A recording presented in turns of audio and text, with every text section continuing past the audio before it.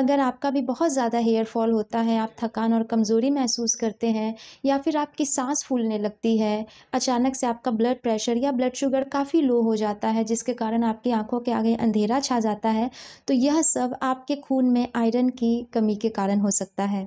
नमस्कार दोस्तों, bite and diet में आप सभी का स्वागत है। मैं हूँ डाइटिशियन प्रियंका और आज मैं आपको बताने जा रही हूँ कि आखिर ऐसा क्या कारण है जिससे हमारे खून में आयरन की कमी हो सकती है। दूसरे नंबर पे मैं आपको यह बताऊंगी कि अगर आपके भी खून में आयरन की कमी है तो ऐसी खाने की कौन-कौन सी चीज़ें हैं जो आपको अपनी रोज़ की डाइट में ज़रूर लेना चाहिए। और वीडियो के एंड में मैं आपको बताऊंगी कि आयरन के एब्जॉर्प्शन को बढ़ाने के लिए हमें क्या-क्या करना चाहिए। तो सबसे पहले बात करते हैं कि आखिर खून में आयरन की कमी के पीछे का कारण क्या है। आजकल आप देखते होंगे कि खाने पीने को लेके बहुत सारी अफवाह है, हमें यह नहीं खाना चाहिए, हमें वह नहीं खाना चाहिए।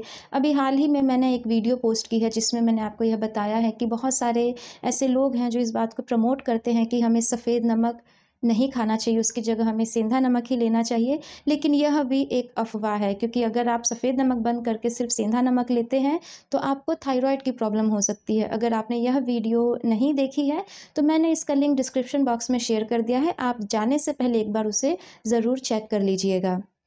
इसके अलावा भी और भी बहुत सारे अफवाह हैं, जैसे कि वीगन डाइट बहुत हेल्दी है, हमें वीगन डाइट ही लेना चाहिए।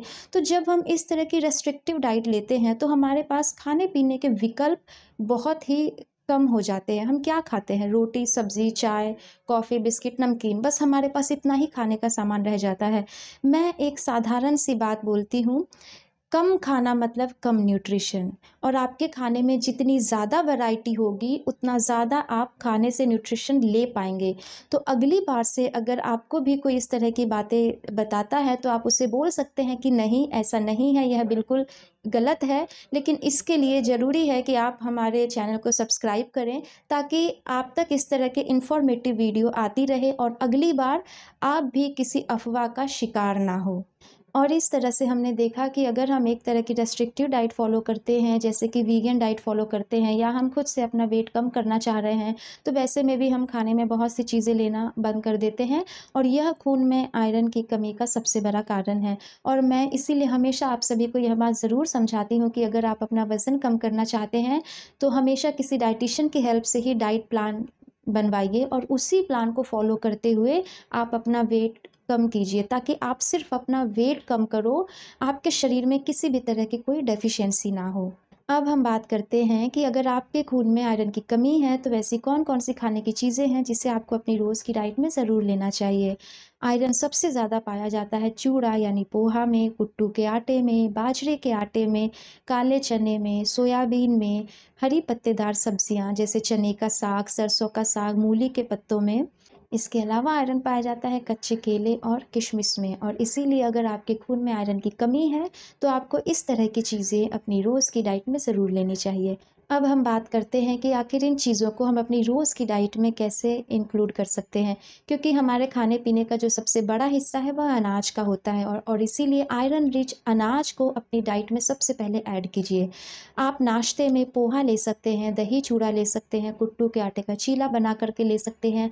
आप बाजरे के आटे को नॉर्मल आटे के साथ मिक्स करके उसकी रोटी भी बनाकर ले सकते हैं, या आप सिर्फ अगर बाजरे के आटे की रोटी खा सकते हैं तो आप उसे भी ले सकते हैं।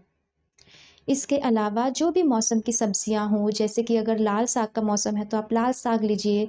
अभी जैसे ठंड आएगा तो वैसे में सरसों का साग, चने का साग, मूली के पत्ते, ये काफ़ी ज़्यादा मार्केट में आते हैं, तो इनको आप अपनी रोज़ की डाइट में ले सकते हैं।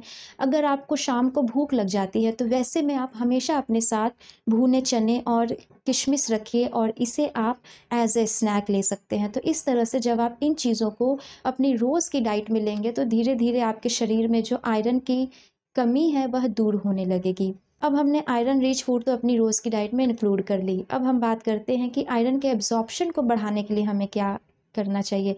यानी आपने आयरन रिच फूड तो खा लिया, लेकिन वह सारा का सारा हमारी बॉडी एब्जॉर्ब करे यह भी तो ज़रूरी है। इसके लिए आपको 2 बातों का ध्यान रखना होता है। पहला बात, आप कभी भी इस तरह के खाने की चीज़ों के साथ चाय मत लीजिए। चाय आप 1 घंटा पीछे या 1 घंटा आगे लीजिए, इसके साथ चाय मत लीजिए, क्योंकि चाय आयरन के एब्जॉर्प्शन को रोकता है। दूसरा, आप आयरन रिच फूड के साथ विटामिन सी रिच फूड ज़रूर लीजिए, क्योंकि विटामिन सी एक ऐसा विटामिन है जो आयरन के एब्ज़ॉर्प्शन को बढ़ाता है।